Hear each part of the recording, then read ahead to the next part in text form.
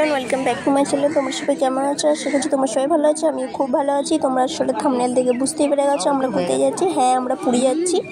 তো পুরীতে আমরা কী করলাম, মজা করলাম, সবই তোমাদের সাথে শেয়ার করবো। দেখো, আমার প্রথমে খুবই মন খারাপ হয়েছিলাম, গোপালকে রেখে যেতে হচ্ছিলো বলে।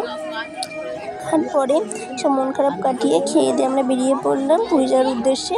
দেখো, আমাদের বাসগুলো এখানে দাঁড়িয়ে আছে, কারণ বাসগুলো ছাড়ার কথা ছিল 3টের সময়, ছাড়ছে 5টার সময় বলে আমার প্রচণ্ড মাথা গরম হয়ে গেছিলো, তাই আমি একটু কিছু খেয়ে নিলাম।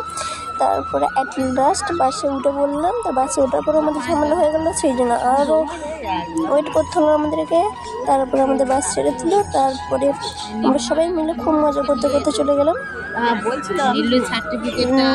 বিকেল 5টার সময় আমাদের বাসটা যেহেতু শেষলো, তাই ওই রোদের মধ্যে খুবই কষ্ট হচ্ছিলো, কিন্তু এই চারদিকটা সবুজ দেখে মনটা খুবই ভরে গেল। দেখো, আমরা খাইছি, বাসগুলোকে না খাওয়ালে হয়, তাই আমরা বাসগুলোকে একটু খাই দিলাম।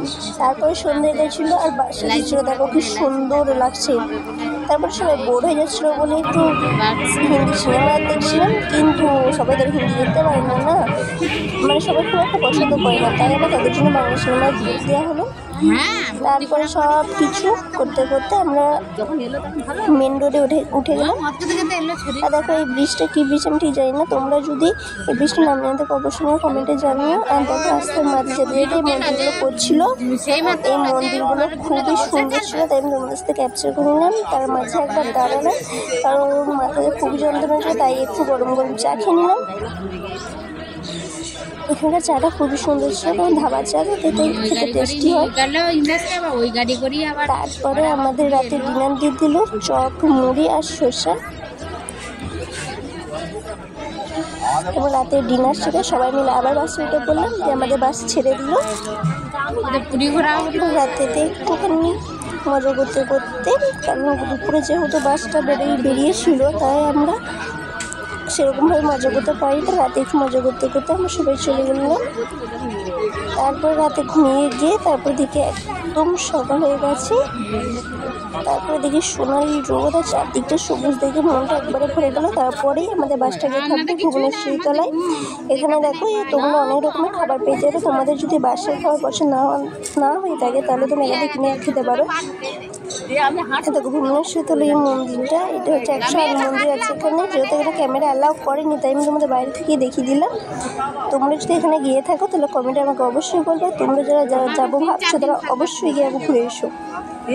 ও রাস্তায় ছিল এই পাশে মন্দিরগুলো। আর ওই ভুবনেশ্বরী তলার 108 মন্দিরে 3টি ছিল আসল মন্দির, মানে মন্দিরগুলো সবই, কিন্তু 3টে ছিল বড় মন্দির।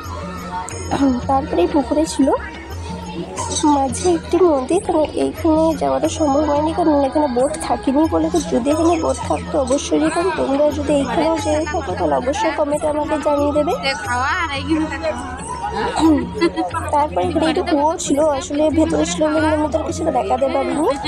কুয়োতে কচ্ছপ, মাছ, অনেক সুন্দর সুন্দর জিনিস ছিল, আর ওখানে দেখতেও খুব সুন্দর লাগছে। আমরা যেহেতু সকালে ছিলাম, চান করতে পারিনি বলে, তাই পুরো জলে একটু মাথায় নিয়ে ঢুকে পড়েছিলাম 108 মন্দিরে। 108 মন্দিরে এখানে একটা পুকুর ছিল। তারপর আমাদের বাসের ব্রেড দিয়েছিল আর কলা দিয়েছিল, আমাদের ওটা ভালো লাগেনি বলে আমরা এটা খেয়ে নিলাম। আসলে এটার নামটা আমি ঠিক জানি না।